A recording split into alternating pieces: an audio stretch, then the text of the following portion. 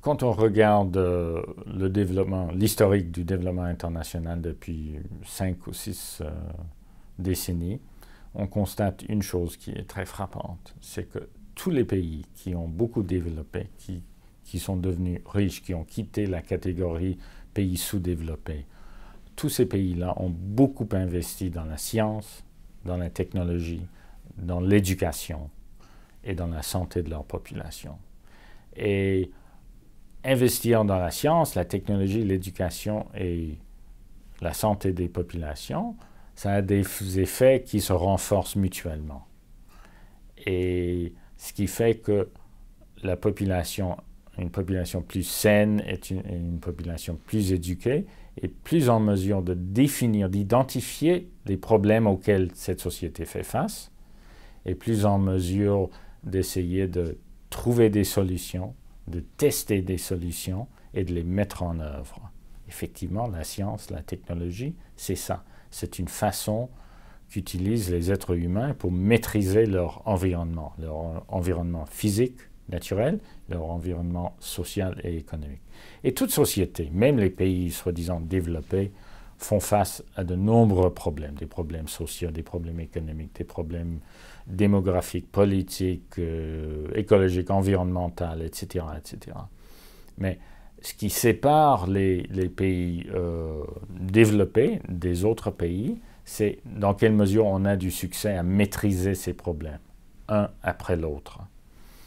Alors, c'est pour ça que c'est très important pour un pays en voie de développement d'investir dans la science, dans la technologie, dans l'éducation, surtout dans l'éducation supérieure, mais l'éducation supérieure est basée sur un bon système d'éducation secondaire et primaire, qui inclut la grande majorité de la population.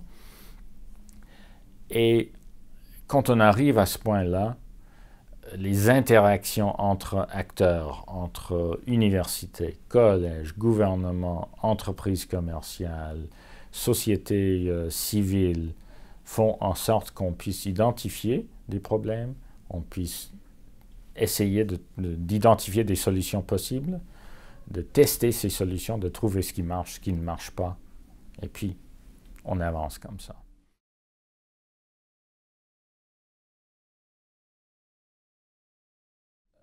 Les questions qu'on pose et les questions de recherche qui sont financées, les projets de recherche ont une dimension genrée.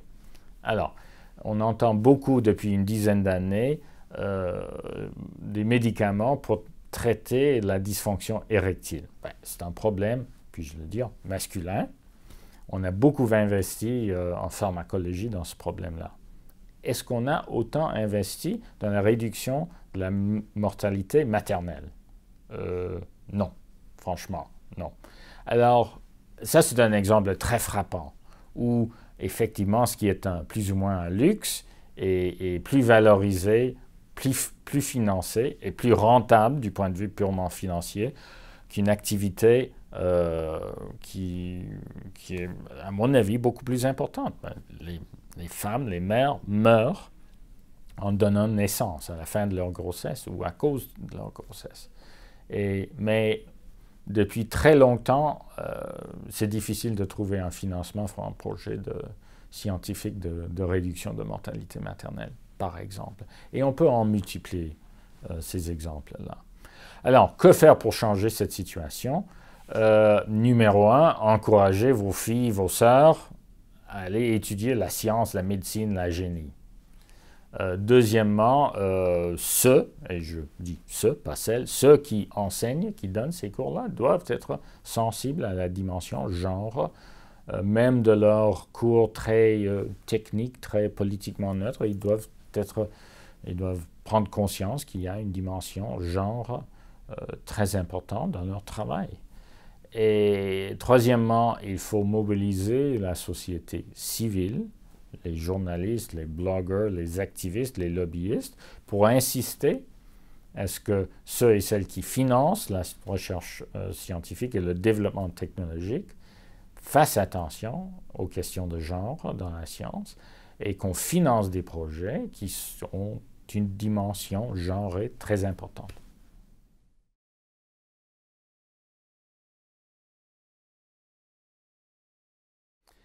La science est une activité de collaboration, c'est une activité collaborative. Alors, il faut des chercheurs qui ont des connaissances scientifiques, techniques très profondes, il faut des laboratoires, il faut un financement pour payer tout ça. Mais dès qu'on a fait les découvertes de base, des découvertes scientifiques de base, il faut les transformer dans une technologie qui est utilisable. Puis ensuite, il faut trouver des clients qui sont prêts à payer pour ça, à l'acheter. Alors, dans tous ces sens-là, la science, la technologie, c'est une série d'activités collaboratives. Alors, il faut plusieurs acteurs, plusieurs organisations.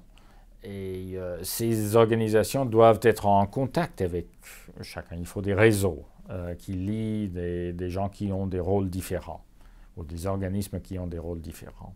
Alors ça, on appelle ça un système d'innovation nationale. Et les pays les plus innovateurs qui créent le plus grand nombre de brevets, qui créent le plus grand nombre de nouvelles technologies, ont des systèmes d'innovation nationaux très élaborés qui comprend les gouvernements, les universités, les laboratoires, le secteur privé, les médias, la société civile.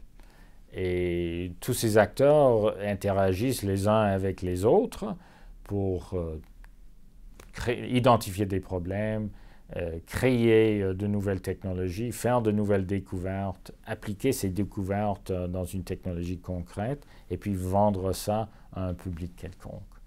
Alors, créer ce système d'innovation nationale, c'est une question clé de politique publique pour les pays en voie de développement, parce que les pays les plus pauvres n'ont pas ça.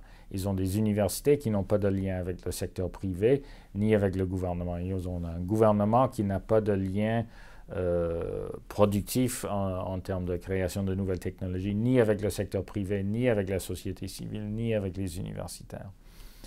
Et encore une fois, les pays qui ont développé le plus rapidement depuis longtemps ont pu créer ces liens, ont pu créer ces réseaux, ont investi dans les universités, ont eu des laboratoires gouvernementaux très performants.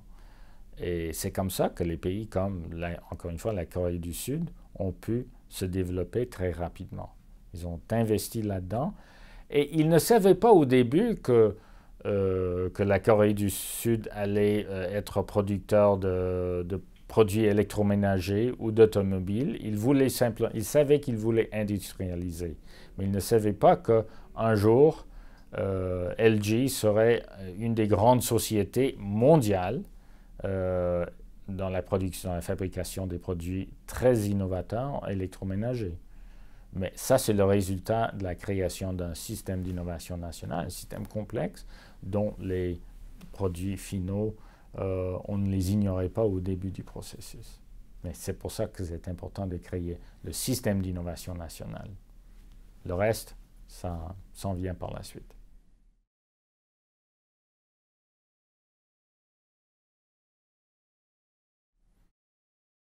Les pays donateurs, les fondations philanthropiques, les entreprises multinationales, ils ont deux rôles à jouer.